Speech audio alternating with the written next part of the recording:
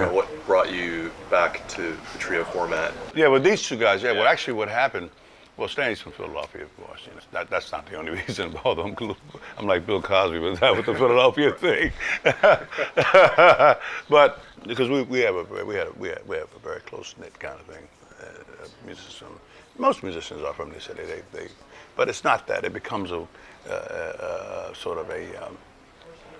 You deal with musicians as a whole. You know, if somebody is compatible with you musically, then it doesn't matter whether they're from Chicago or whatever, you know, or from a different country.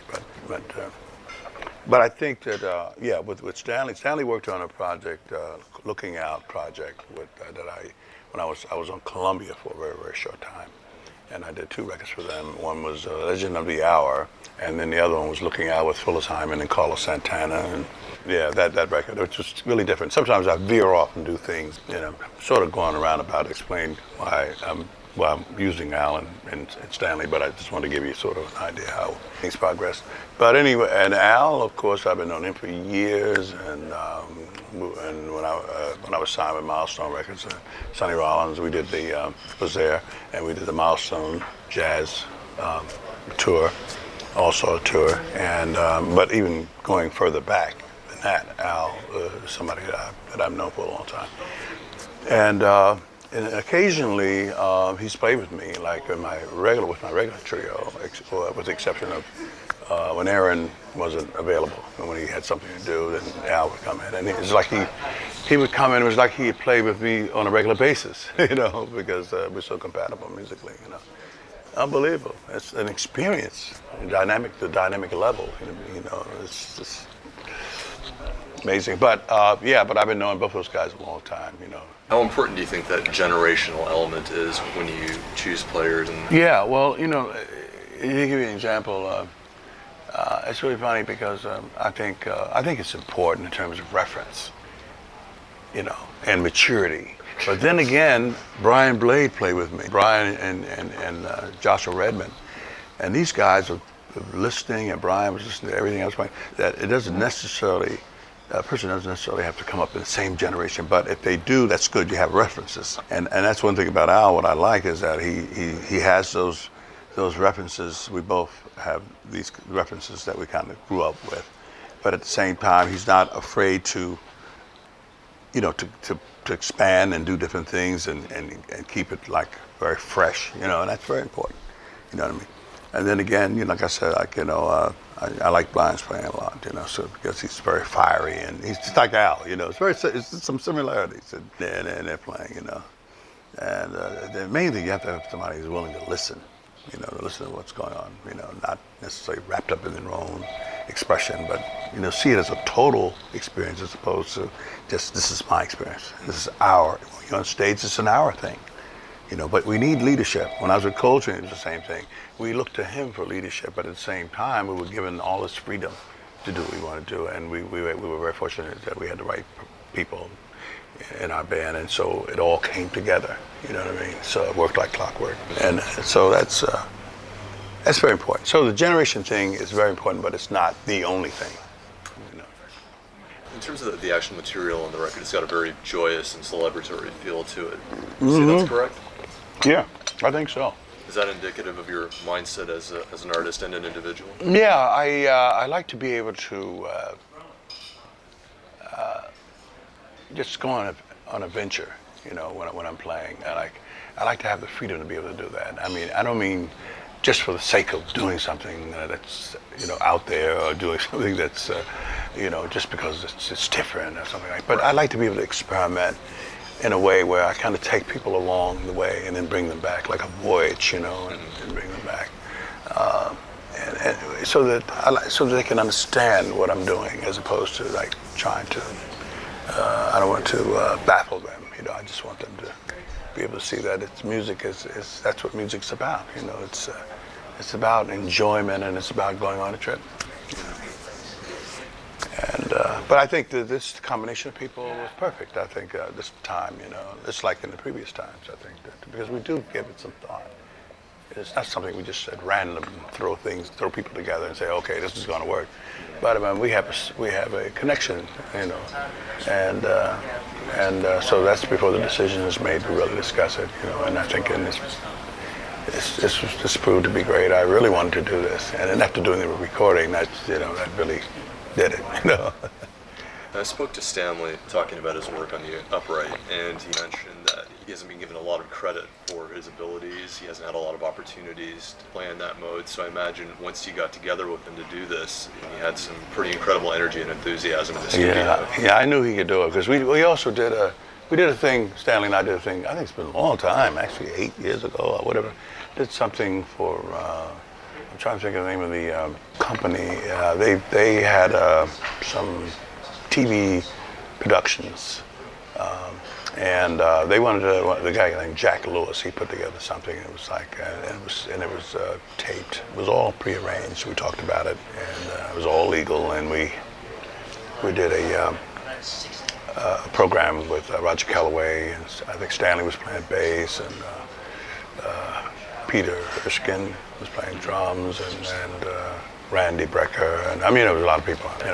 That was nice. So it has been that long ago. I mean, in a sense. I mean, periodically we've touched base, and his acoustic playing is very good. It's great. He's a virtuoso on the acoustic bass. I think so. Describe your approach to being a band leader. What's your philosophy in terms of directing people? Well, the thing is, I like people to be comfortable. That's why I think first about who's going to be playing with me, and will we be able to? Will we be comfortable? Will we be compatible? That's very important. And then you go from there. That's a good place to start, And the thing is, also,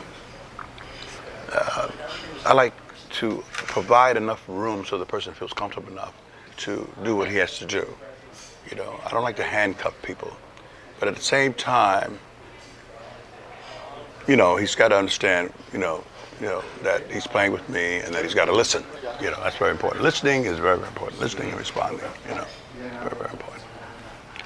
And I think it's the respect that you command without being demanding, without being demanding. I mean, I think that it has to be something that a person understands or respects you enough so that they feel comfortable being with you in your presence, but at the same time giving you the props that you deserve, if you justly deserve them, And I don't have too much problem with that. I found out working with my big band, you can have 14 guys on stage, 15 guys, whatever, on stage, and if they don't want to be there, and it's very difficult to get any music out of them. So, but that's why these ghost bands are very, very difficult to maintain, because when Duke Ellington died, and then Mercer took over the band, and then all these bands, not many of them, but when a lot of bands try to duplicate what the leader did when he was alive, it's very, very difficult, because he has a lot to do with bringing the music out of people. That respect, it's very, very important. You know what I mean? And I'm very fortunate that way that I've been able to get my musicians to be comfortable in my big band and give me the best. And you can't just ask for that. They have to be willing to do it. That's the point. You're known as a very soft-spoken, easy-to-get-along guy. Do you have a side that comes out sometimes where you let them know what the deal really is? Oh, yeah. Well, yeah. Fortunately, not too many times I haven't been challenged in that way. But occasionally, if necessary. The human element is always ever present. I mean, when you're dealing with people, I mean, but it's a lesson for me too, because and I've had guys. Once people have worked for me, I mean, they never say, "Well, wow, that was an experience I wouldn't want to repeat." I mean, matter of fact, I've had the opposite response. And so I've learned. I watched about a 30-minute video on Duke Ellington. I learned so much just in the 30 minutes about dealing with a big band. And I've talked to Woody Herman and various other people about it, and Maynard Ferguson. I met Basie, but I didn't get a chance to sit down and talk to him. Even Duke, I didn't in person. But I just learned so much about the big band situation. And it applies in general. It doesn't matter whether it's a big band or small group or whatever, It's a sort of, you know, you learn a lot of things just playing with people, because what happens is that you learn the respect, not only to give respect, but to, you know, to have that respect come back. It's a reciprocal thing, and it's mutual, you know. And I think that you know, and that's a very, very important lesson. I mean, you know, when a guy gets on the stage and it's all about him, that's not playing music. And if he's not listening and responding and having respect for the other person on stage, how can you make music just thinking about yourself? You know, it doesn't go that way, you know. And if you do, then it's not, you know, even if you have your own band, you say, oh, I'm gonna get my own band or whatever, you know. You got to be able to communicate with people on a human level, and then that enhances the musical side of it, you know. One thing you've said in the past is one of the functions of music is not only to communicate, but to educate. Mm-hmm. Yeah. What does that mean to you? Well, it means that it's sort of an automatic thing. I think that if you see, some people forget that there's a public out there that needs to be exposed to this music, that may not be that familiar with it, and even if they are, the whole idea is you're there because they're there, you know. And even if you are very, very into what you want to do, why not carry them along with you? You know, I mean, they paid their money to come hear you play. Not that you have to diminish the quality of what you're doing, but I think that it's good to just be aware that the public is there to receive your gift. And I think it's good to bear that in mind. Conceptually, how would you say music can educate a non-musician? Well, he doesn't have to be, I mean, the person doesn't have to be a musician to appreciate music, because I think exposing a person to the music, I think is very, very important. I think, too, I mean, they found that out, and we all know that when children at a very young age are exposed to this kind of music, a lot of people say, well, they don't understand it. But if they're exposed to it and they hear it, a lot of people rear their children on jazz. I mean, good music. And I think it makes a difference. And I think a child or an adult who's not familiar with this kind of music will not only be educated, but learn, I mean, really will stimulate their intellect, and you know, it's very beneficial, I think. How would you assess the state of music education in the States at the moment? Is it healthy? Not like it was in the past, because of the fact that the radio and various other mediums seem to focus on a very mediocre level. And it's not that we don't have, the music isn't being played on a high level. I think that, I think it varies according to the artist, but I think that what's being played is, I mean, the choice is very, very limited, I think. You know, I mean, you have choices, but the thing is, there's so much going on. So it's an onslaught of stuff, you know, that sometimes people don't know what jazz is, and if people say, well, it's this, it's that, it's this. But jazz is a very, very deep-rooted music, you know, and you can't just fluff it off like it just happened yesterday. You know, it's not like that. Yeah.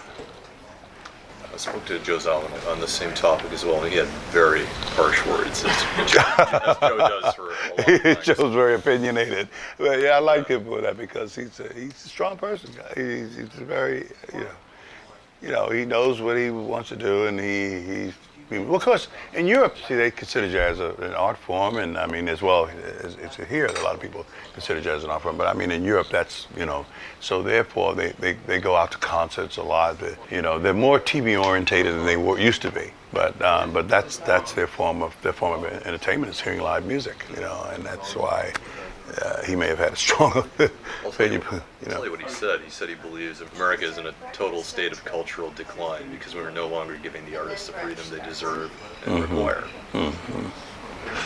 What do you make of that? Yeah, well, the thing is, I think it's the bottom line is sales. That's the thing. And when you're competing with pop artists, or you're not being marketed. See, jazz, I think, it's never been properly marketed, because you know, it's a classical form of music. It really is. It's a classical form of music, and so that puts it in sort of a category, and they don't really want to pay attention to that. What's important is that bottom line. You have a lot of, when I first started recording, you had people who were ex-musicians or they worked in show business, Broadway shows or whatever. And I remember when I first started recording on Impulse, I met the head of the company who probably had, I think he was involved in show business prior to accepting that position. And he said, well, very proud to have you on the label, whatever, you know. It was about having someone unique on the label that was different from maybe a Elvis or somebody that was, you know, in the pop world. How can you compare sales in an art form like jazz and compare it to like a, you know, something like that? You know, it's just no way you can. It just doesn't. You know, not that it couldn't be marketed so it could be bigger. I think it could. You know what I mean? So it's sort of, you know, that's what I mean. It's kind of neglected in that way. You know. And I think it does affect the consciousness of people. I think it does, you know. I think it's not, he's right, it's a little decadent in some ways, you know, culturally, you know, the thing that's happening now, you know. But it's not, there are people that still appreciate the music and what have you, but I just like to see more of the general public, you know, the ones who don't have the opportunities to hear this music, hear it, you know. What's the solution? Well, I'm just a musician, first of all. I'm not into marketing, and all, although I have some ideas about marketing, but I'll give you an example. Like when I was growing, my mother knew who Billie Holiday was and who Count Basie was and Duke Ellington, and they knew who they were, you know, and because they were part of the community and they were very proud of these people and whatever.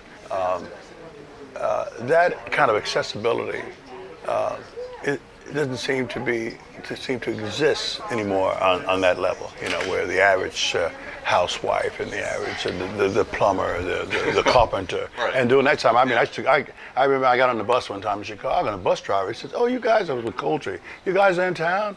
He says, "I'll be down to see you." There's a bus driver. You know, the music was so accessible. It was on the air. We had our fair share of airtime.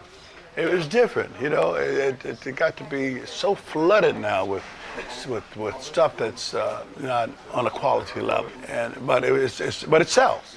You see, it sells. So that means that gives you a general idea of the state of mind in terms of the public, yeah. But I'm not putting it down. I think commercial music. When I was coming here, commercial music had its place. It was gospel, jazz, blues, rock and roll, pop. It was all out there, and we all had a little slice of the radio. I mean, it wasn't promoted like, you know, some of the big pop people, you know, no way. But still, it had more accessibility. We were more accessible to the public, and I think that has a lot to do with a lot of things. You know. My assumption, it's so obvious from speaking to you, is that you're continually learning, evolving yourself.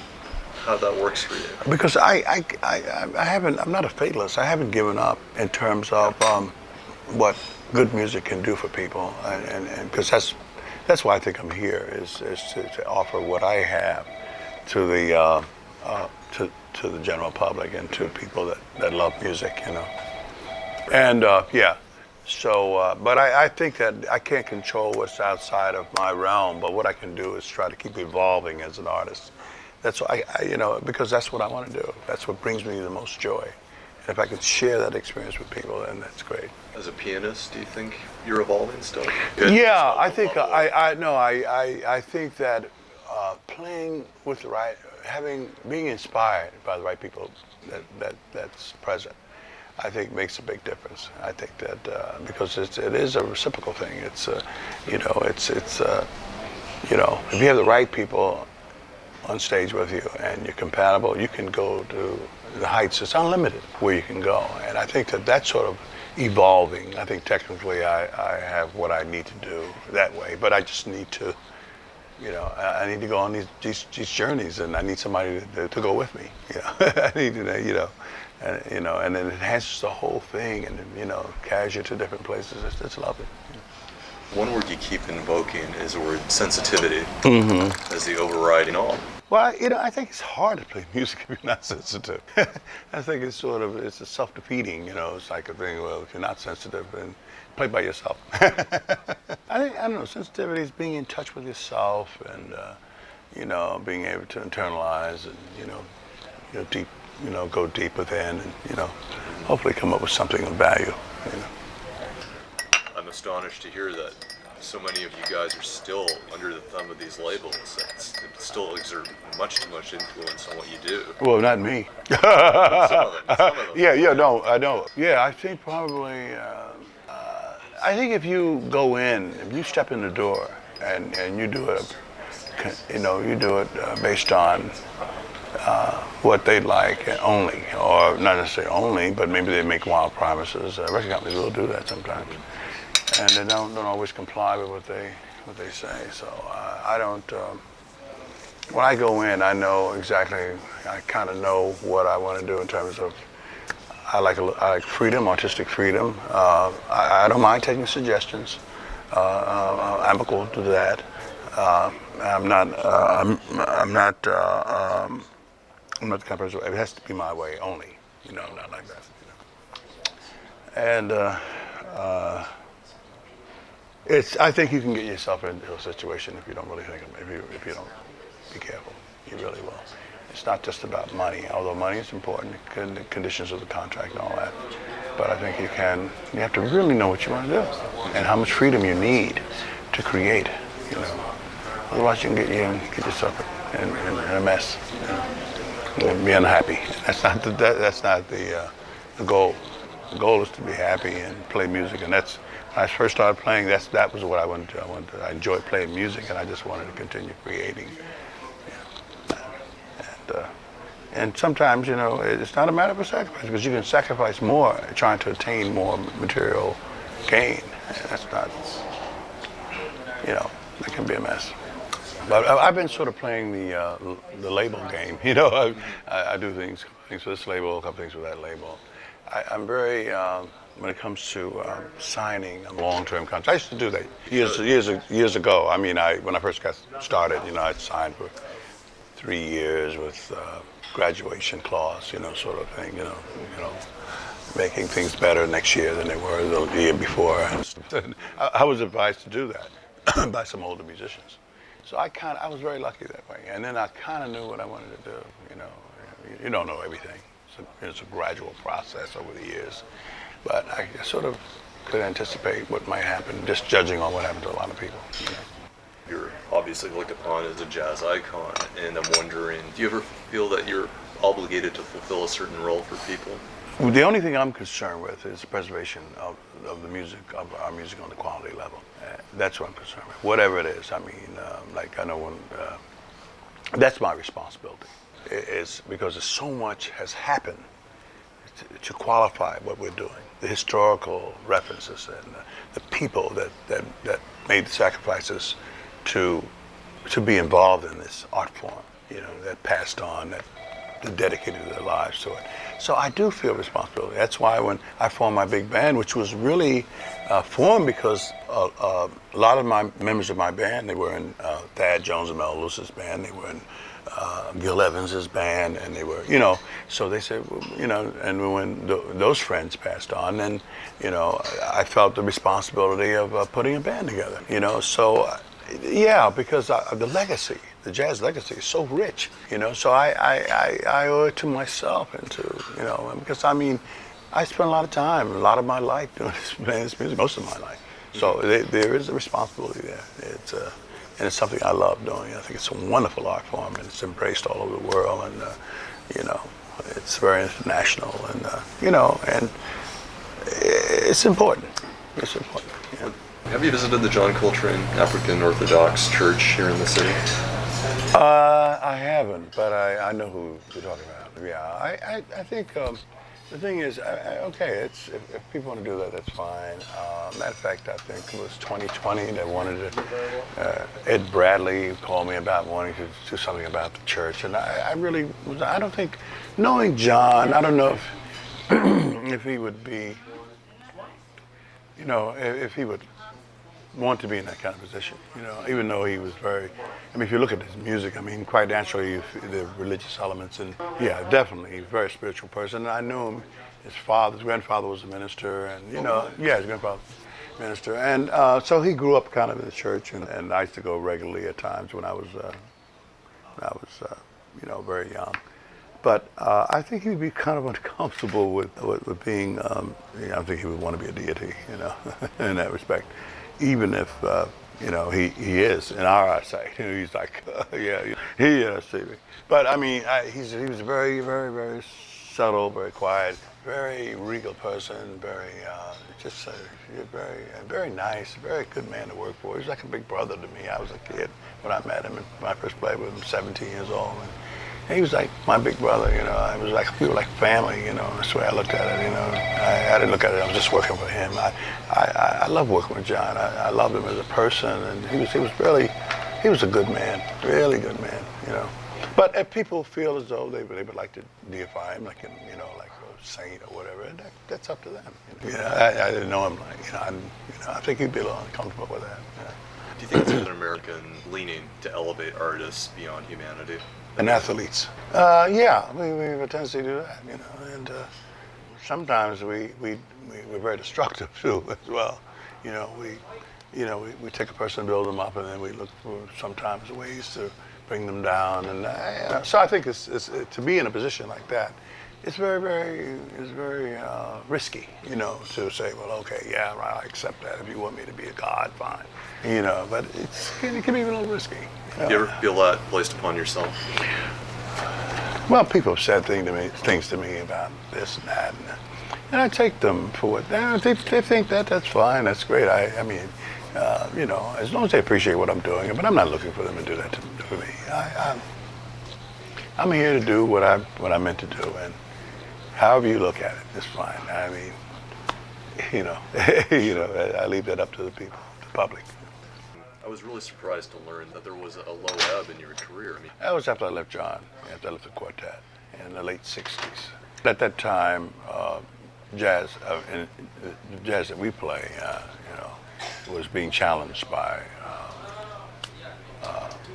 fusion and electronics, the invasion of the electronics. Yeah. Well, I mean, because it just a lot of radio stations change the format, to accommodate that sort of thing. And but like I said, there's some people like Joe Zawinul and Herbie and a lot of people. They really are able to create on synthesizer and stuff like that.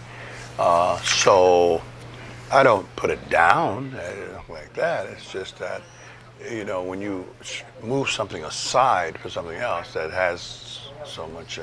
Not just me, I'm not just speaking of me, but I mean the music in general, as a substitute something else with that, and say, well, okay, this is jazz, this is jazz, this is whatever.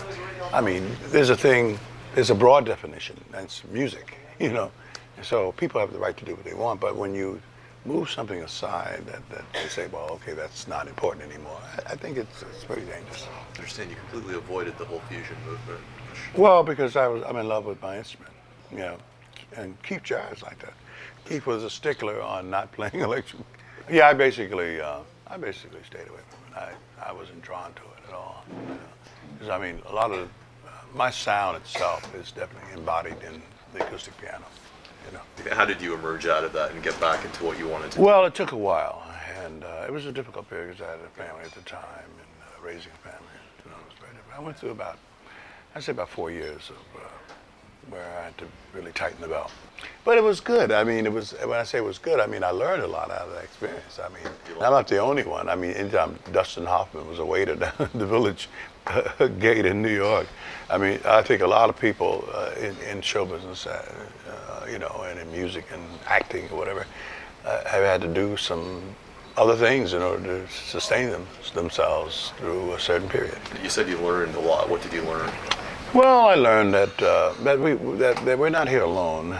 That we do have. There is a support system, but we have to be aware of it. We have to be conscious of it.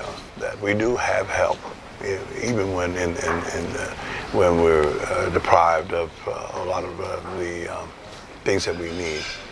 But sometimes we don't. We realize we don't need all those things that we have. It's a good lesson when you go through things and you learn something. Can you indulge me on one more John Coltrane question? Can you tell me what influence that experience still has on you? It'll always have influence on me because that was my university. That's how He was very, very generous in terms of allowing us and giving us the opportunity to develop, you know, and that was very, very, very important. And so that influence is there. It's definitely there, you know. And I love the music a lot, the music that we created. And then when it got to the point where I had to leave, and that's what I did. You know. Is there a spiritual basis that guides what you do? Hopefully, yeah, I hope so. I think that music should have some spiritual elements in it. I think it because it's not material. It's another kind of dimension, right? You know? And it should be there in order for you to touch people's spirit and touch their lives. I mean, it's just like any music. Any artist should have some element of spirituality so that he can be effective and can make a difference in people's lives and give them a unique experience. But if you don't have that, there's something that's lacking. But it's not a thing where, you know, like you want to hoist yourself on some sort of pedestal, you know. Do you ever think about your own mortality? Oh, yeah, well, I think we all do to an extent. And I think we all would like to be immortal. We all want to be around as long as we can. But I think more importantly, like what Martin Luther King says, it's not so much how long you're around, or how many, you know, but the quality of your life, what you do while you're here. To me, that's very important, and that's what I try to do.